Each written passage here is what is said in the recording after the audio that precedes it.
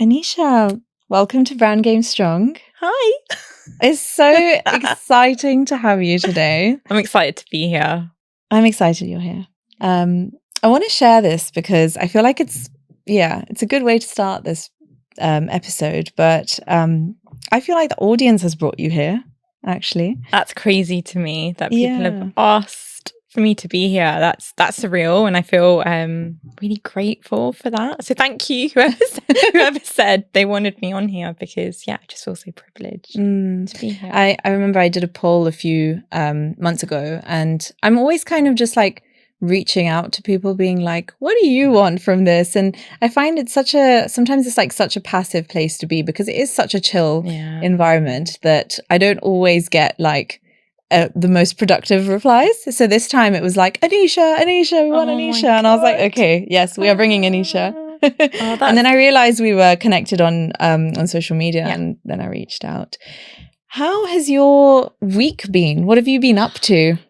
This week's been intense, actually, with work calls about like different artistic projects I'm running, working on a new homeware collection for my brand. So that's like slowly been bubbling away, very slowly bubbling away, but I finally feel like the pieces and designs are coming together. So just like a week of juggling. I feel like it's just purely been a week of juggling. And then I've just driven down this morning from Derby to be here with you. So just a whirlwind week. How about you? How's your week been? It's been an interesting week, actually, because I've aligned a lot of recordings this week, more so than usual.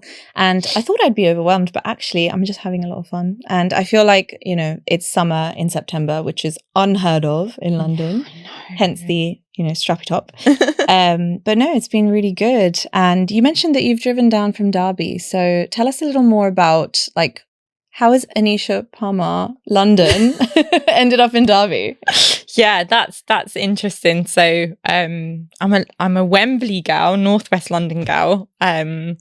Grew up in Wembley, and I moved to Derby about 6.5 years ago when I got married. So my husband, he works in Derby as an engineer, and I was working kind of freelance, self-employed when we got married. So I made the big move to a small city, which was terrifying, not knowing anybody, being a London girl, used to the busyness, used to jumping on a train, going to an exhibition, going to an event, going to a market, friends, family, everybody being in London. So moving was big for me, and I was initially like, I really didn't like it, but I think as soon as I found my people, as soon as I was able to go for walks in nature and just have time and space to think, it slowly started feeling like home. I felt like we created our little bubble and our little safe space, and I'm so grateful for that, to be able to have that and come back to London. Parents are still here, work here, tap back into that London busy energy and take it back with me. Yeah. Do you look forward to going back to Derby once you've had a stint in London? Yes. It's almost like when I get on the M1, I do a massive exhale and I'm like, home is Derby now for me. And for the first 2 to 3 years, London was home, but now home is definitely Derby. Home is where my heart is, in Derby, where Vic is, my dog Raja is, our actual home, just feeling, like I said, a safe space. I think nurturing that, creating that together has been really special. Yeah. I'm so happy to hear that, because I know like a lot of people, myself included, struggle with change. Yeah. And for me, I've been in London for 12 years and I can't imagine myself moving, just uprooting. Like I just don't know how people do it, but also it's really motivational to hear that you've kind of found your place there, and maybe we are more adaptable than we realize. Yeah, definitely. I was the same. I was like, I never saw myself leaving London. It was so ingrained in who I am, what my brand was, what my work was. I never thought I'd leave. Never. So the fact that now, looking back at the journey of being there and feeling like it was the best thing I ever did, crazy to me. But yeah, we are super adaptable, and sometimes things work out for the best. Yeah, I like to think that as well. Yeah. How has your business, running your business, changed when you moved it from London to Derby? Massively. I almost gave up. genuinely, I almost gave up. So, you know, I started my brand in London. I started at Spitalfields. That was the first market I did. I sold one piece for £20 and I thought I'd made it. Wow. Like, someone out there has a piece of my jewellery, and it was just the best feeling in the world. So that was like me living at home with my mum and dad, having my own little studio space in my bedroom, going to markets, in and around London, and then winning a competition as a young designer to show my collection in Paris, built my wholesale stockists, and like I just grew exponentially. And then I moved to Derby, and I couldn't get on a train and go to a market and see my regular customers anymore. The financial stability I had through my brand changed massively. I got a job. I got a job. I would say I went from like freelancing as a designer, designing for other brands, working on my brand, kind of living the dream as like a, you know, 22, 23-year-old, and just being like, yeah, this is it. I've made it. And then moving to Derby was really tough for me, not knowing anybody, not having friends, not having a family, the business not working in the same way. And I worked in marketing and PR for like for a travel marketing company where I was representing like places like Uganda where my mum was born, and for me that was amazing, but it was also soul destroying because I had a horrible boss who was sexist and racist. I was the only person of colour in that office, and yeah. It broke me in so many ways, but I was like, financial stability, I'm married, I need to have all these things in place. And I was trying to keep my brand going at the time, and I almost gave up. And one of the kind of pivotal things that I think is so important to share is, you know, my husband Vic had a really terrible accident. It was life-threatening accident, and, you know, he's fine now, touch wood, all good, but it was a massive shake up for me. And both of us, where I was like, Vic, life's too short, and this is all I want to do. Being a creative makes me so happy that I cannot imagine doing anything else. This is what I was born to do. So I just want to do it full time. And he was like, Anisha, just do it. Go for it full time, see how it goes. And then for the last 3.5, 4 years, this has been my full-time job, and I've never looked back. This is all I want to do. So yeah, it was a massive wake-up call for me, to just be like, this is what makes you happy, and this is your purpose. This is what you're born to do. So don't give it up for financial stability, because that's come, you know, eventually through my work. So yeah. Oh wow, that's just, it's kind of interesting, right? When you hear, and like, I guess you have these experiences where like life has completely shifted and it's kind of changed the fundamental things that you believe to be true, you know, or permanent. Yeah. And it kind of, that's the thing that then forces you to do the thing you love. And do you feel like we need to go through these experiences in order to have a shift? Or do you think we can do it through just having that realization on our own?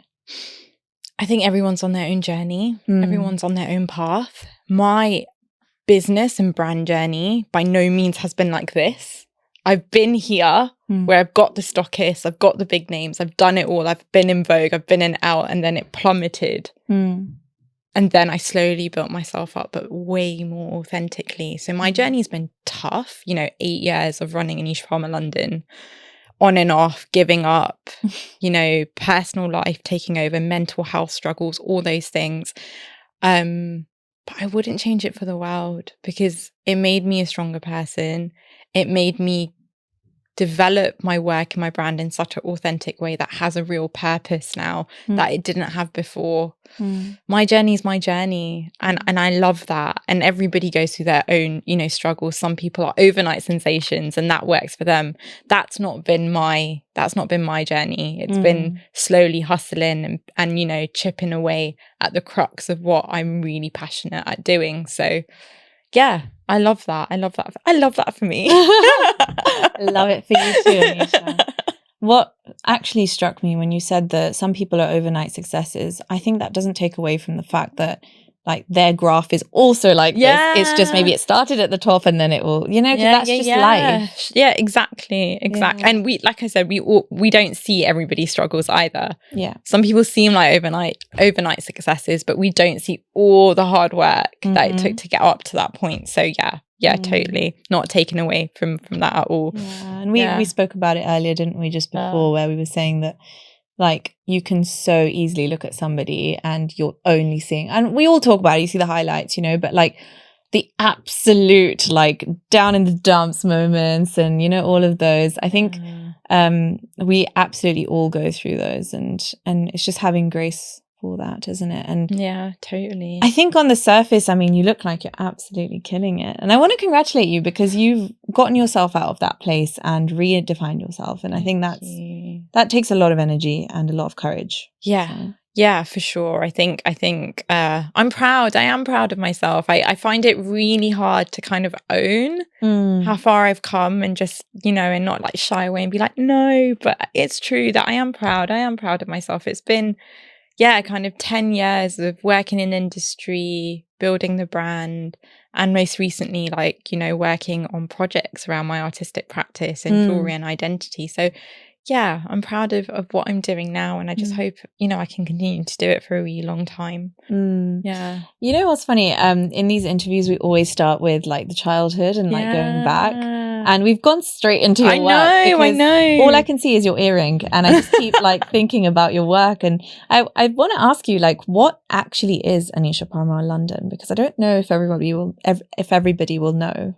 So in terms of what I do, all the different aspects of what I do. So Anisha Parmar London has changed and morphed, but essentially it started out being a jewellery brand inspired by, I guess, my lived and learned experience of the South Asian diaspora, growing up in Wembley, going to Ealing Road with my grandma, walking up and down, hearing the music blaring, going to the mandir, seeing her jewellery, seeing my mum's jewellery, and kind of like encapsulating that experience of me growing up in Wembley, but in a piece of jewellery. So taking the patterns, traditional motifs and patterns we see growing up and in our mum's saris or jewellery pieces, but modernising them, making them more graphic, using unusual materials like woods and acrylics to give you that pop statement earring. So you're wearing something that hopefully represents who you are, that makes you feel bold and confident and badass when you put it on. And that was what is still what Anisha Parmar London, the jewellery brand, is about. But I guess, like, if I think of Anisha Parmar London as like a house or a little home, now there's different branches coming off of that, where I'm working as a project producer, doing community projects, getting culturally diverse women together to talk about jewellery, adornment in museums, in galleries, where there's objects from all around the world that are rooted in colonialism and empire. And we're talking about, you know, how these pieces traveled, why are they here? These objects are being worn by these women for the first time as an act of reclamation of our history.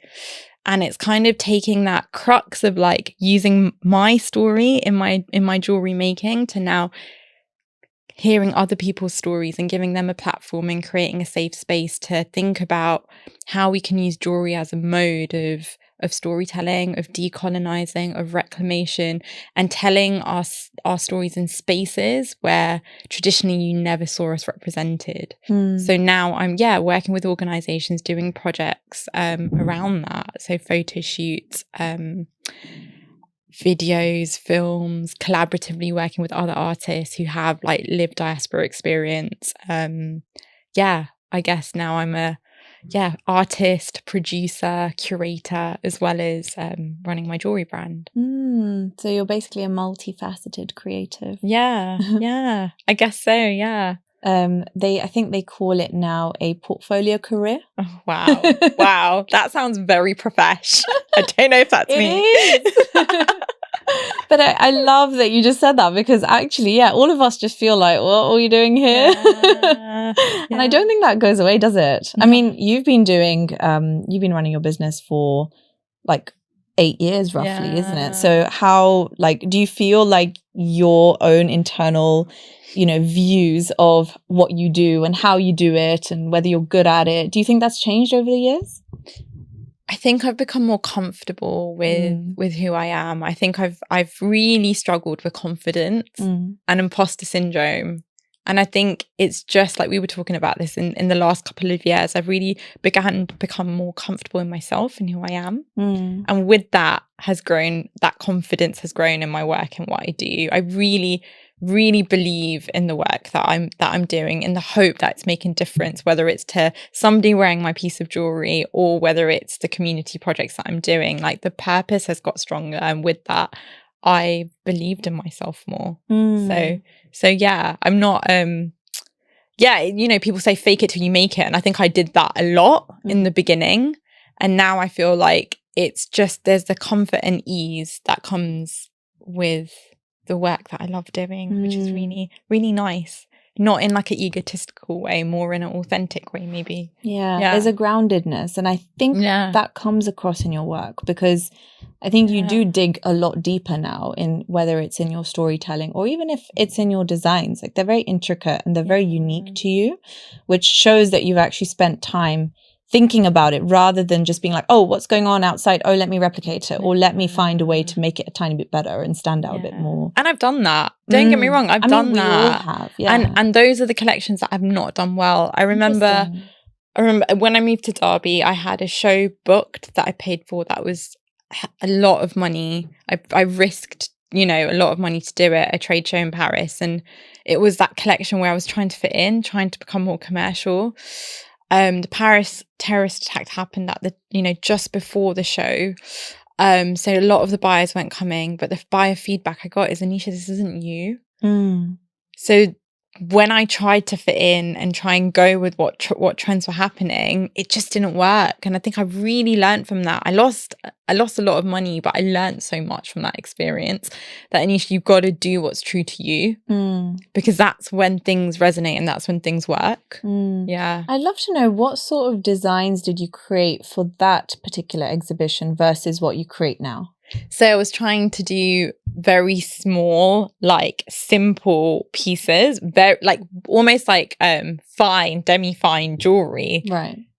It was like very, I guess, Western shapes as well. I was trying to have this like Indian flair to it that I have in all my work, but it was very forced.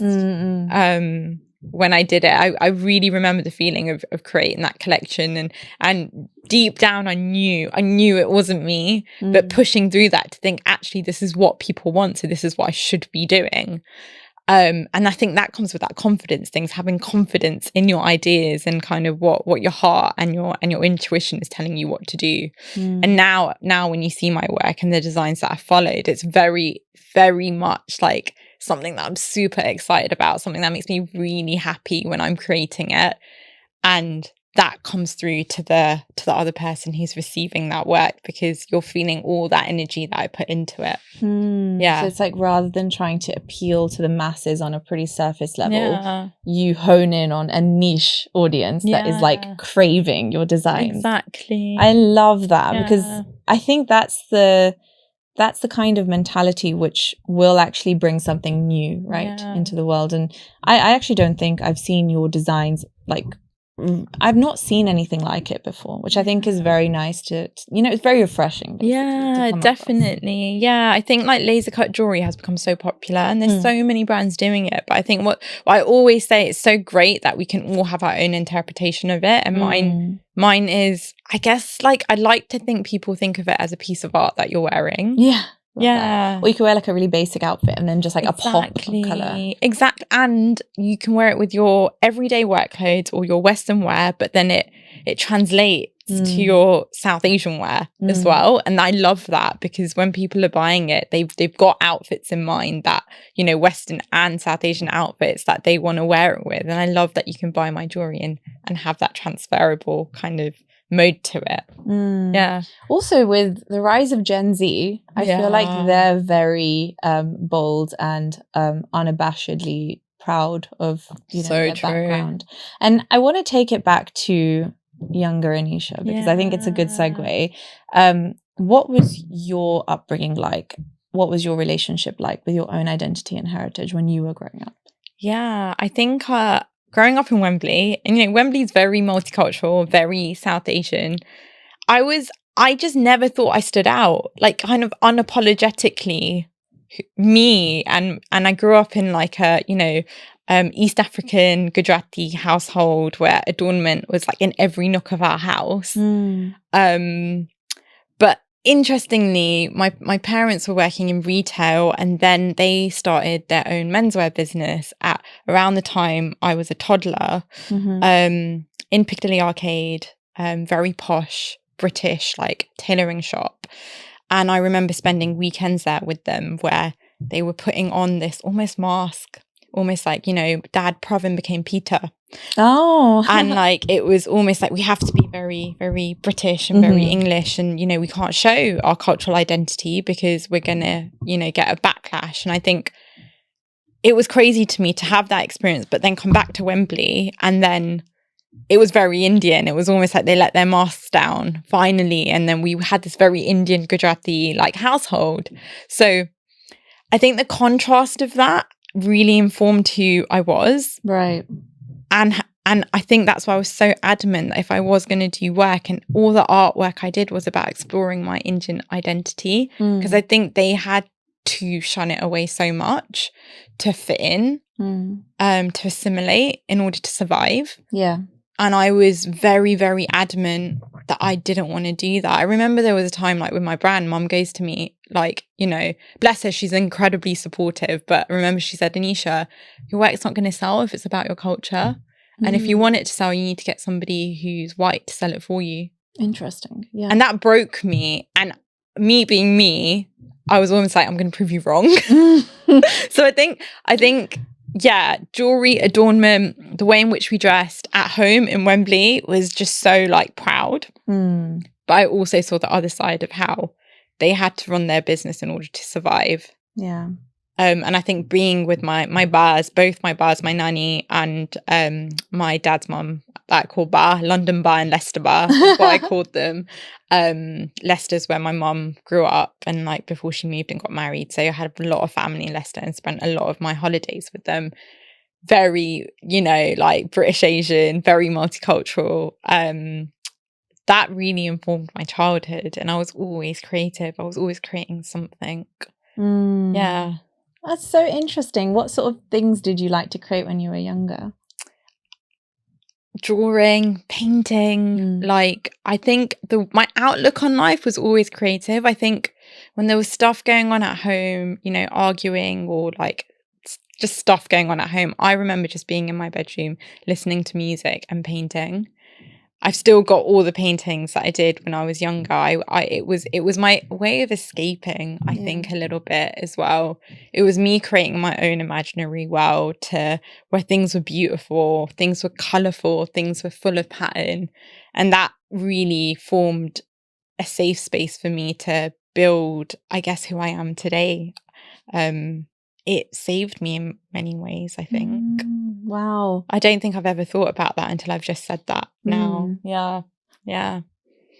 So you basically infused colour into areas where you saw darkness. Yeah, definitely. Wow. Yeah. Oh, so you were kind of privy to this constant code switching, basically. Yeah, constant. Yeah. And was there a point where it flipped in your mind and you were like, actually, no, I'm predominantly very proud of my heritage, and, you know, I'm just going to celebrate it all the time? Was there a moment?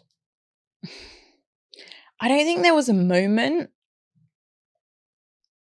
Maybe it was because I spent so much time with my bars, and they were just innately so like rooted in like our Gujarati culture, going to the temple.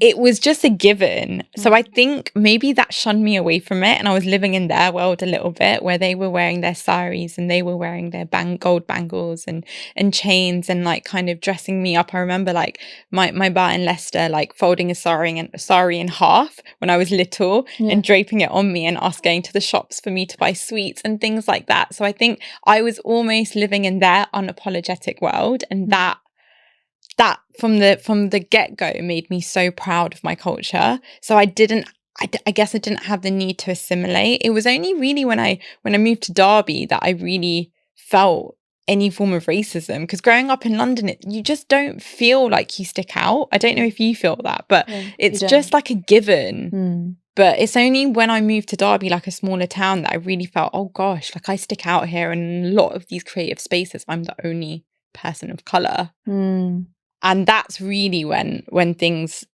changed for me in the way that I viewed myself and kind of my role in the world and the work that I do. Yeah. Interesting. Does that make sense? Sorry, I think I went on a tangent there. I think it makes absolute sense that I think growing up in an environment where you were constantly surrounded by other South Asians, it was actually not a case of, oh, I was surrounded by white fitting people. in. It wasn't that. It was that there was a bit more nuance to it, where when you got out of that, you were like, oh, wait, hold on a minute. Exactly. I'm not in a majority. Yeah. Interesting. Yeah. So moving on to your education, were you always kind of in the arts and kind of creative sort of subjects? Like, was that always the thing that you pursued? What did you go on to study? Yeah, so I always remember being in the art block when I was at school. So like definitely like my world and education revolved around arts, but I was also like quite a clever kid. Like I got like 4 A's on my A level, and like, you know, I remember I did English, maths, art and economics for my AS. So eclectic. Yeah, because I had no idea, because I knew my parents wanted me to do something really smart. Yeah. Because they'd struggled and they'd done, you know, had like a business and stuff, and that was not the route that they really wanted for me. It was like, you know, and I was the first person on my dad's side of the family to go to university. So it was kind of really important. I don't come from an educational background. My parents both didn't go to school after they were 15. So education, there was huge importance on that, like you're our one hope sort of thing. I knew that art was something I wanted to do, but I also felt their expectations. And when I got 4 A's at AS, I remember my mom like calling the school and being like, can she apply for Oxford and Cambridge? Like, you know, and kind of secretly getting them to push me towards that way. But art is what I wanted to do. And even at university, there was Route A and Route B. When we applied, in Route B was Art Foundation, and Route A, I applied for all business management. Interesting. And I got into all of them. And then? And I rejected all my offers to do my art foundations. My parents were livid. Wow. And yeah, they were just livid with me, because I think they just had all these hopes that, you know, for them, financial security was everything. Anisha's going to, you know, be better and become a doctor or, you know, whatever. And that didn't happen. I pursued art. I went to Loughborough to do my art foundation. I did multimedia textiles at Loughborough University. And then I did my master's at London College of Fashion, came back to London in MA Fashion Artifact, which was almost like conceptual fashion accessories. Then I worked in industry. You did? You worked at Gucci? Yes, as a very junior designer in watches and eyewear in their only like London design office. And it was amazing. It was a very small team of 3. The people who I worked with were lovely. And it was like, I made it. Look, mum and dad, I made it. I'm working at Gucci as a designer. Like, the money's not great, but look, I'm going to, you know, work my way up. And I thought I was sorted. I genuinely thought that was it. That was my career path sorted. But about 8 months into that, they changed their creative director and they made my team redundant. And that was heartbreaking for me. But at the same time, that's what propelled me to start my business. Right. So it was post that. I was already like kind of making my own jewelry pieces and doing my own thing kind of. But it was that forced, like almost propelled me to develop that first jewelry collection, shoot it, and then set up at Spitalfields. And then I guess the rest is history. Yeah. So going back to that moment where you had been told you had just been made redundant. Yeah. What went through your mind? I remember sitting in this huge boardroom and just bawling my eyes out. I was just crying because I literally thought this was my life. Like, this is what I had worked so hard to do. And it was so rare to see somebody who looked like me in luxury and fashion at that time. It's so different now. But I did this off my own back, not because I had connections, not because of anything. I applied. My portfolio was good. I did this off my own back, and I was so gutted that, yeah, I just didn't know what to do. And I applied for lots of jobs after that. But even with Gucci on my CV, I just didn't get any jobs. It was really hard at the time.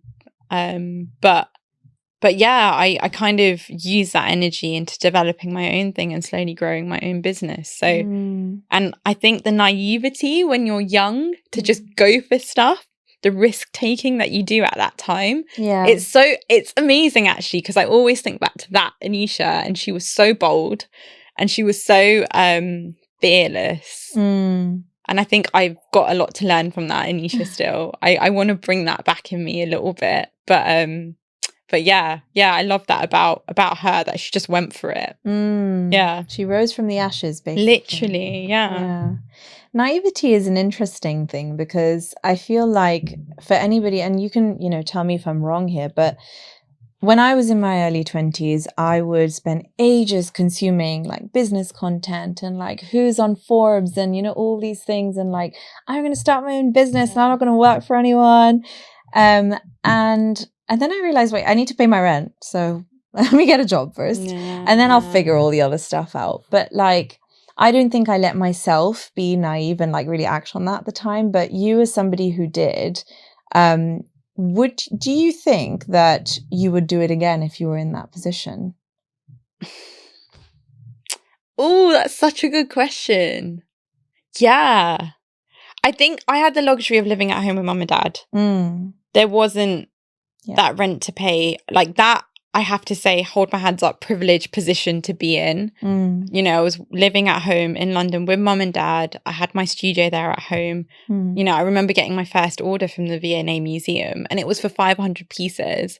And I said, yes. That was your first order? That was my first order at a wholesale trade show. And I remember going, yeah, and I had the worst cold and flu. I remember it so clearly, and me being like, yeah, sure, I can do this. But getting everybody to help me make it and put the whole thing together. The quality had issues. There were so many issues with it, but I did it. The fact is I said yes, I did it, and I learned as I was doing it. Yeah. Looking back, would I have done that in a smarter way, been more prepared? Yeah, of course. But I learned so much from it. So yeah, maybe not. Maybe I'd still do it the same way all over again. It really helped me learn a lot of lessons that I'm embedding into my business now. So yeah. I like that answer. Yeah. I love that you're like, yeah, do it anyway. Yeah. Despite the ups and downs you've been through. Gosh, like, that's been quite hard. powerful. Yeah, running your own business is not easy. It's not the easy route to take. It's really not, but I can't see myself doing anything else. I really feel like in my heart, I feel like this is what I'm meant to do. Yeah. What about the all the other aspects of running a business? The financial aspect, the legal aspect. Is that, do you get help with that? Like, how do you manage all of that? And do you actually enjoy that aspect of it?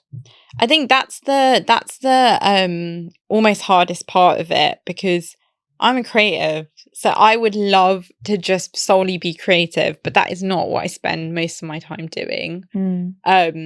The juggling, the financial part of it, the marketing part of it, the admin side of it. For the majority of me running my business, I've done a lot of it on my own. And I make everything. I hand make everything. Oh my gosh. Really? Even now? Yeah, even now. I have freelance makers who help me. I had an assistant last year part-time who was in the studio helping me make.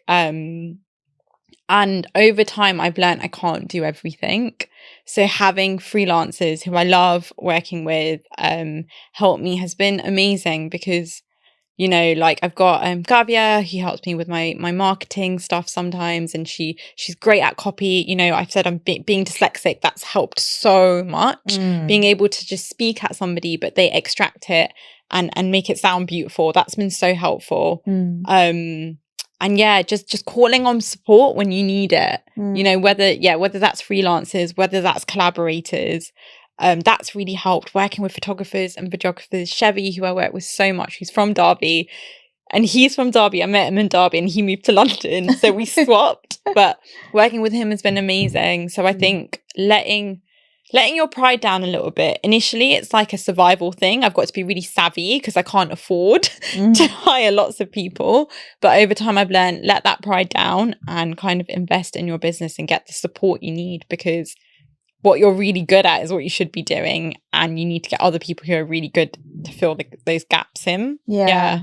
It's I think it's a point I've reached as well with my projects and my work, because I'm like you. I have to do everything. Everything has to go through me, because it's such a, like, I think when you're creating something of your own, you have a gut instinct that you're following, right? So you can't describe that to anyone that easily, and it takes so much effort, right? I had a very similar experience recently trying to create actually a promotional trailer for one of the episodes I've released.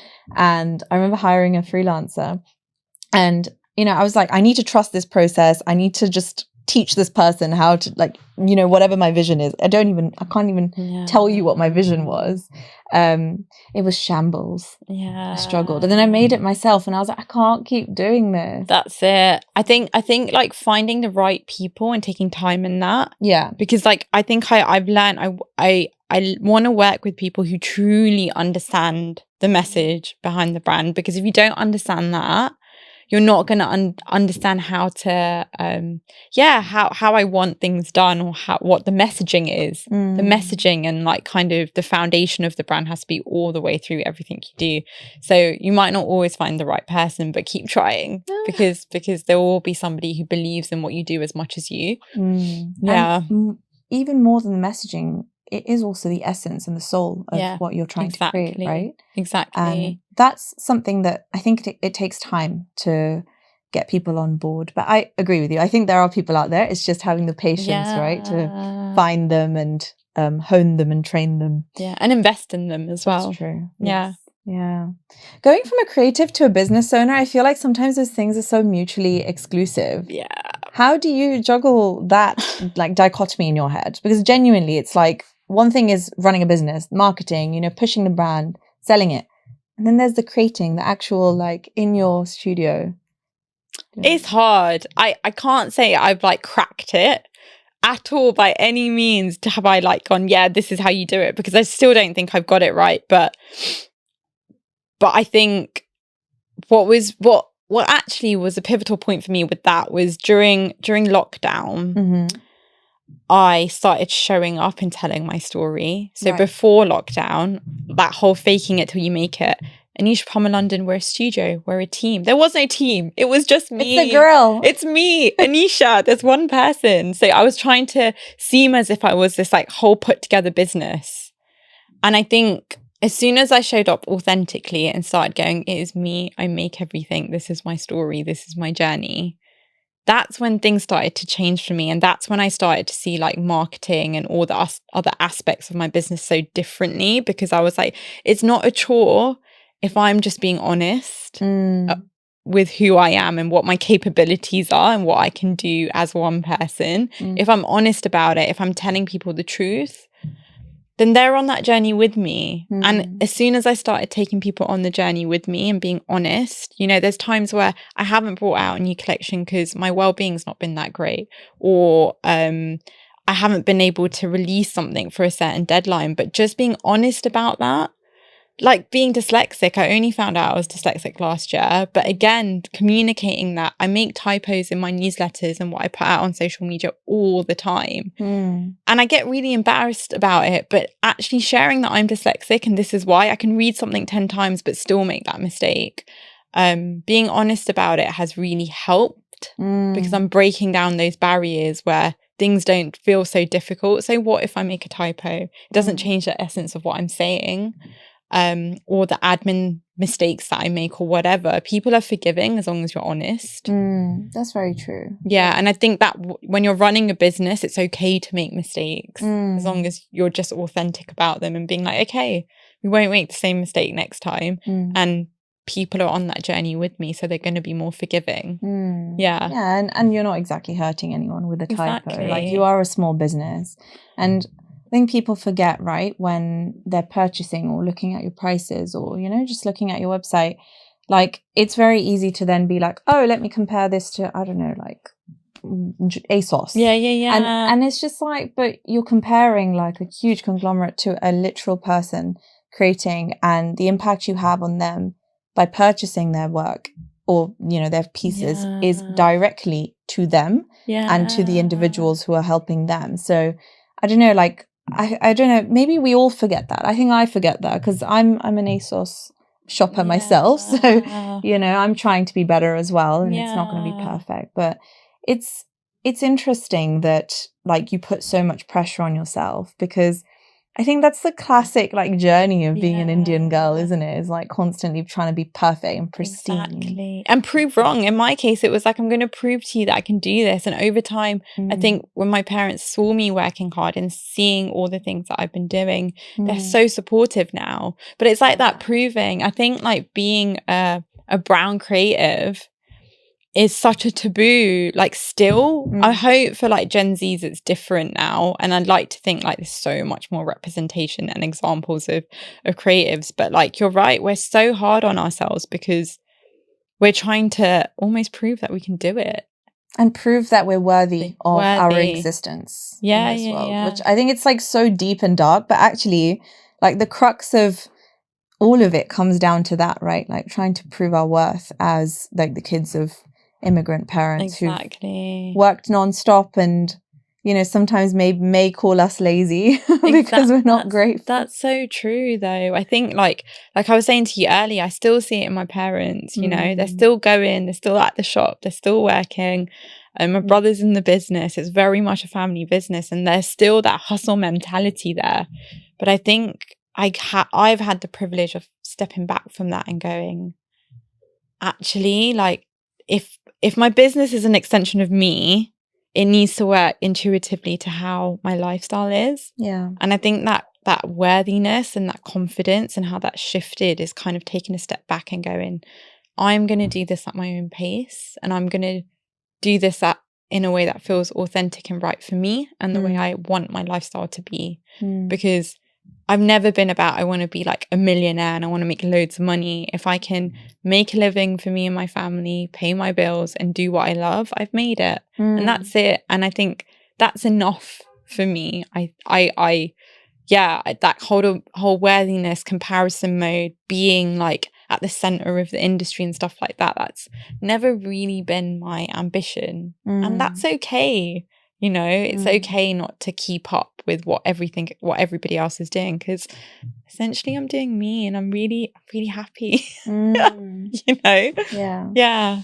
Ultimately, it's just feeling like you've been true to yourself, right? Which you are doing. And also, interestingly, I think when you look back at people's stories of people who were like pretty successful, a lot of the times they were just kind of figuring it out and doing their own thing. Like, you know, it's not that often that, and I've consumed a lot of, you know, stories about like founders and that kind of thing. And it's always like it's this like really obscure like path where they've sort of just followed some sort of gut instinct. And it's like, you know, just keep doing what I think is right. And in a way that ultimately is what allows you to make your mark, particularly in the community. Because I want to touch on, yes, you said, you know, you want to be happy, you want to do stuff you love, but I think you're doing more because you're actually also looking at sharing stories of just, you know, different stories within our community. And I know that you started your own podcast. So can you tell us a little bit more about how Anisha Parmar London has now branched out into storytelling, and what are some of the cool projects that you've been working on? So I think in the last couple of years, like when I went back full time into my business, I really was trying to think about what the message of my brand here is bigger. And what is that? And how do I explore that? So I applied for the Developing Your Creative Practice grant from the Arts Council to really find out who is Anisha Parmar as an artist, because the crux of who I am is an artist. So, you know, I was so grateful that I got awarded that, because with that, I was able to explore kind of storytelling through jewellery. I kind of developed my jewellery brand looking at, the first collection was looking at my grandma's jewellery pieces. When she passed away when I was 12, I inherited her gold jewelry pieces, being the only girl on my dad's side of the family. Mm. I always felt this innate connection to her. There was this strong connection to her, but I never really knew why. And when I inherited those pieces, it was almost like I was piecing together her story through these jewelry pieces I was seeing. I was feeling her energy. And I thought, there's other people out there who have these gold jewelry pieces that are locked away in lockers or forgotten about. They must have stories behind them. So I really want to document them before they're lost, because I didn't get a chance to do that with my grandma. So I did a call out as part of this project to do with the Arts Council and funding I got. And I called it Empowered Adornment, Gold Jewelry Stories. And I asked my social media following, if you've got a gold jewelry story, I want to hear it. And I got inundated with people going, I can't believe nobody's ever asked us. We've got these jewelry pieces. We've got this. We want to tell you about them. And this was during COVID as well. And we were still like just coming out of lockdown. So a lot of my interviews were done over Zoom, where people who reached out to me were opening, you know, their velvet boxes, their most precious pieces over Zoom, and showing me, a lot of these people I didn't even know, but they trusted me enough to do that. And I just felt so privileged that they wanted to tell me their story. And, you know, through them showing me these pieces, we found out stories of partition, how pieces survived and didn't, pieces that didn't make it through Sri Lankan Civil War. We talked about like a piece from a grandmother that was worn by the mother and then the granddaughter for the wedding, East African migration, like my own family. So many stories about, you know, how these pieces traveled to the UK, but how they're now relevant in the diaspora. And I just felt so lucky that I got to do that, because I think that became a podcast series, that became like written journals that I wrote about the significance of gold jewelry specifically in the diaspora. That became an exhibition, and then that led me on to being a project producer at Derby Museum, where I worked with culturally diverse women of Derby, a small group of us that got together to look at their world cultures gallery. So within that, there's pieces from all around the world. And as we know, a lot of these pieces in the museums and organizations in the UK are rooted in colonialism, empire, and slavery. So for me, I really wanted to think about how can we decolonize these pieces, but actually with working with the community and talking about our shared history, learning from each other, and actually making these objects that have been kind of lost and forgotten about behind cases feel at home. So that was amazing for me, because, you know, we as like a group of women were talking about quite dark, heavy things, but we were supporting each other. So we didn't take that heaviness away with us. And what we essentially were doing we're decolonizing these pieces by treating them with love, talking about them with love. And the pieces were actually worn by the women, the pieces that they resonated with, that were either from their culture or told parts of their story. They wore those pieces for the first time in I don't know how many years. And that was a co-produced photo shoot. So that was really special to me to do. And it really got me to see how jewelry and the material culture of jewelry is so different to any other object because of how we wear it, so close to the body, and the energy that it carries. And I think that energy, not many people or academics or in, you know, when we think about museums might understand that. But I think it's so visceral in the way that it's deep-rooted in our culture, how we respect things, you know, how we respect idols when we go to the temple, or how we respect, you know, gold jewelry, like this bangle that my grandma gave me. I wear it every single day and I feel her with me. We understand that in a different way because how spiritually we've grown up and how our ancestors have respected objects and things. If that makes sense. So I guess that's led me on to my latest project, working with the National Trust, working at Kedleston Hall, which is a local National Trust property to Derby where I am. And it was owned by the ex-Viceroy of India, Lord Curzon. And he has this museum in his ground floor, which is a dark, really dark, horrible space. But he's got all these objects which he collected through his travels before being a viceroy and whilst he was a viceroy. And I was, I guess, invited as a guest curator to look at the jewelry pieces in his collection. And I worked with incredible like collaborators, Ophile, photographer, Kesha Raitha, dancer, choreographer, the Garawar twins, to think about how can we make these pieces feel at home and make them feel like they belong in a place they were never meant to be.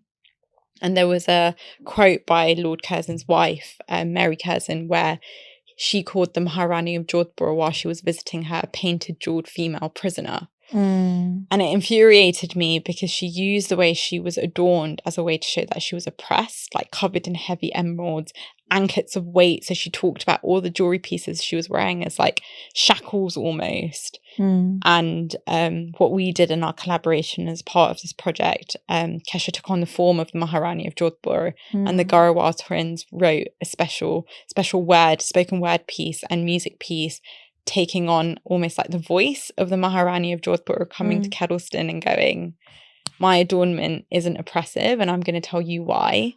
And she moves through the stately floor, adorning herself in these pieces that were part of the museum. First time it ever happened, ever having objects being worn in the National Trust like that. That's never happened before. And these pieces were probably not worn for over 100 years.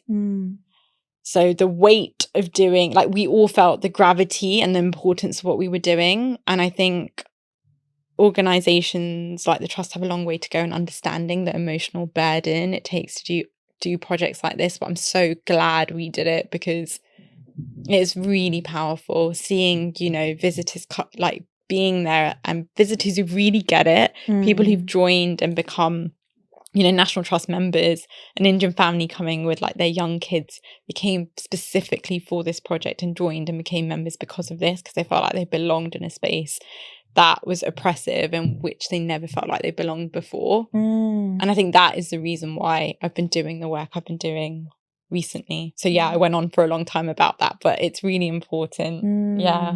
Yeah. I've never heard of, and maybe this is my own ignorance, but I've never heard of a project like this in a museum where, you know, obviously artifacts that were clearly stolen during partition or like during colonialism, during like the British Raj, to be like celebrated in this way. I've never heard of it kind of, you know, transformed into a positive story or like put in a positive light of, yes, okay, yeah, we were stolen, but we're here, we're still beautiful, and we still have our story. And we're going to celebrate that, even though we're in an unfamiliar territory. And that in itself is so powerful. Like I can't imagine how you would have, you know, kept yourself together whilst doing this project, because it feels like a lot of responsibility. You're right.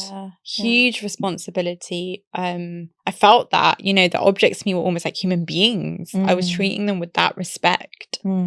And explaining to an organization why it was so important for these being worn, and constantly pushing back at these systems and structures that weren't built for things like this to take place. It was tough. I was constantly, I guess, like I've learned my role to push back and challenge through this project was really important, because this work needs to be done and there needs to be more people doing work like this, because I think our experience of the diaspora, how we're always, I guess, towing between two worlds or feeling displaced, you know, not feeling like we really belong in certain situations or in certain spaces, is how we really identify with these objects, because they're displaced. Yes. They're in a place that they were never meant to be. They're uprooted from their, you know, root culture, just like we are.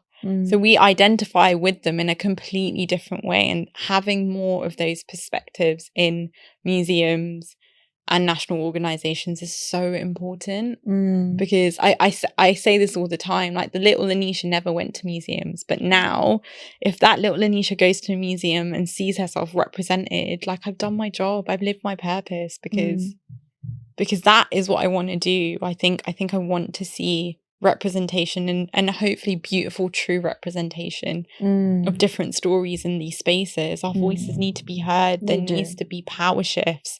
We need to speak up. We need to push back, because the people who are in power have been in power for a really long time. And if we don't challenge, if we don't speak up, as exhausting and emotionally draining as it is, nothing's going to change. Absolutely. And I think we need to stop lying about our histories. Totally. I mean, I didn't know about empire history until like my adult life. You know, I never learned it in school. I didn't know like the truth of empire. I had a rose tinted view on it. My first collection was called the Empire Collection with that rose tinted view. You know, so it's only really recently learning my own history and learning the truths of what's happened has made me go, whoa, there's so much of breaking down of structures that needs to be done. It's so ingrained. And yeah, I feel like more recently that's been my role, is challenging those structures. Yeah. So going back to when you said that, you know, you just want to do what you enjoy and be happy and create something nice, you are doing so much more than that. And I think from an entire sort of community perspective, I want to thank you from all of our behalf, because I know it's like dramatic to say, but actually, like, we need more people like you doing this work, because we really don't know what our history actually holds. And so much of it was erased as well, that like the little amount that's left, at least we can, like, you know, learn about that and get to know about that and see the truth for what it really is. Because it doesn't mean that, you know, we're going to all move away from the UK and be like, oh no, but it's like actually living with awareness, like going to museums with that awareness. That this is where this thing came from. And I'm going to appreciate that. Yeah, definitely. And I definitely think there's a shift in like museum spaces in the way that they share that real story through interpretation, through working with more artists like me. There is a shift happening, but it needs to be, I guess I feel like it always seems to be in short-term projects because the funding's so short-term. I wish it was ingrained more in what museums did, because I mean, I didn't grow up going to museums. My parents never took me to museums unless it was at school. You know? And I just hope, and I think that's because they didn't see themselves represented in those spaces. And if they did, I think museums and cultural spaces could be such a great way to bring together communities and learn. Absolutely. So what are you working on next? So homeware collection, like I said, that's coming together slowly. So I'm hoping to release that before Diwali and Christmas. Like, doing up my home and interior design has been something that I've loved. Creating that safe space in Derby, where I live, has been amazing. It's been like an extension of my creativity. So homeware is something I've wanted to do for a really, really long time. It's just a small collection, but it's really pretty. I'm really happy with the way it's coming together. And then I want to do more project work. You know, the last few projects I've done have been really heavy. And well-being and creating a safe space again to do work like this is really important. But I really want to keep doing work like this, working with organizations to bring together more stories, so they give more people and more artists like me a platform to share our stories. I want to do more work around the link of jewellery, adornment and identity. It's like, it's something that I love doing, but also think it's really important. I feel like it's my purpose. Do you think that there is an increasing shift in the way that people view jewellery within South Asian communities? Because obviously, like, it's something that's given at weddings, you know, it's part of your, let's say, asset collection, especially as a woman. Do you see that kind of shifting now? I think so. I think there was a time where like yellow gold was so like, oh, I'd never wear that. Like, I never want to wear that. We were embarrassed by it. We were so embarrassed by it. And I think there's definitely more awareness in kind of the memories that these pieces hold, and us wanting to cherish them for the future. Of course, there's a monetary value in it, but I think, and obviously there's that link to dowry and that very traditional kind of like financial transaction between the boy side and the girl side. But historically, gold was given to your daughter as her financial security. If anything were to happen, she could, you know, use that for her own security to get away from a bad situation. And I think now for us being our own financial security, it's the material culture value, the memory value that means so much to us. And there's definitely way more awareness of it. And there's also so many amazing South Asian jewelry brands out there killing it. It's true. Taking the essence of that gold jewelry piece Mm. and presenting it in new, incredible ways. Yeah. I love that. And I love that we're starting to kind of embrace that side of it again, because I do remember very distinctly saying, I will never wear gold ever in my life. Yes. So no, I love it for us. And I guess a couple final questions for you. One being for somebody who is potentially looking to start their own thing. And it is at that crux, where maybe they're looking to quit a job, maybe they've been made redundant, maybe they're just starting off in their career and they're not sure whether it's in this economy, it's too scary to start their own thing. What would you say to them? Do it. I'd say go for it. If you can and you're financially able to make it work, I genuinely believe if you feel in your core that's what you're meant to be doing, once you make space and time for it, the universe will support you in doing that. The things will fall into place. The more energy, the more time you put into honing your craft and making it your sole purpose and making it your focus, the universe supports you in doing that. I've truly found that, since I've been doing it in the last 4 years full time and put everything into it, the opportunities, the support, the learnings of my craft and getting better at it, all of that has come. So if you can and you kind of innately believe, I think this is what I should be doing, if you know that deeply, go for it. Try not to get caught up in comparing. Try not to get caught up in this is the way it should be done because this is how businesses are run. Right. Don't feel like you have to be perfect and have everything together before you release stuff. Take your customers and people who you think your business will appeal to on that journey with you. Be honest about who you are, about the journey you're going on, and the right people will resonate with that. Yeah. Thank you so much. And don't forget that we all have different levels of privilege as well, right? Totally. Yeah. I think for me, like I said, I was living at home with my parents and that really helped me. But I think, if financial security is something that you're worried about, of course you need that job, but maybe it's a part-time job so you can spend some time. You can focus your energy on it on the other days. There's a way to make it work. For sure. Definitely. I think we do kind of get caught up sometimes in making excuses and in inertia because we're too scared to start. But the truth is that I did it a different way to you. That's it. Yeah. And I'm still not at a point where I'm doing this full time, or I don't even know if I will reach a point. But I think the point is that just get started and you did and we're all doing. You make it work. I think you're the best example of that. I think you juggle so much. And I guess my question for you is this what you want to do full time? That's a great question. No.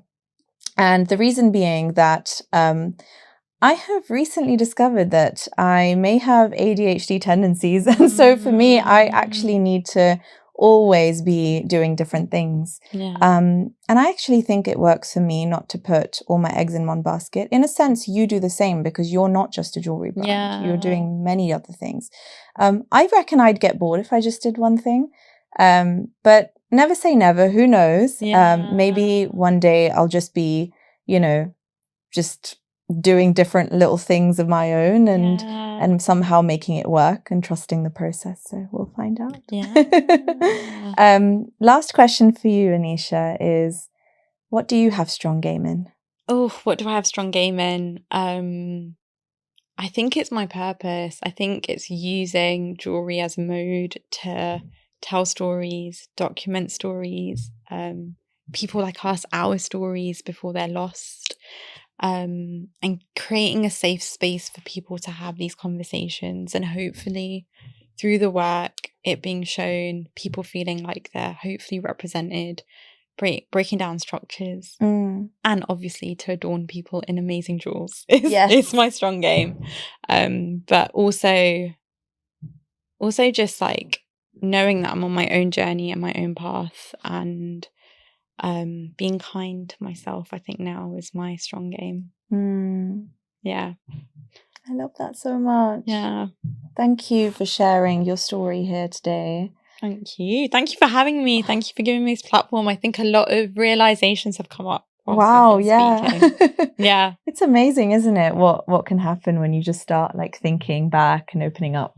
Yeah. Because we often don't look back at our journeys, do we? We're just plodding on. But no, you're amazing. You're doing amazing things. As are you. As are you. Yeah, it's amazing to, I think, through your podcast to learn about other, I guess, brown people's stories and to see just success in different ways, in different forms. I think I know I've resonated with so many of your episodes. And yeah, I hope people resonate with my journey as well.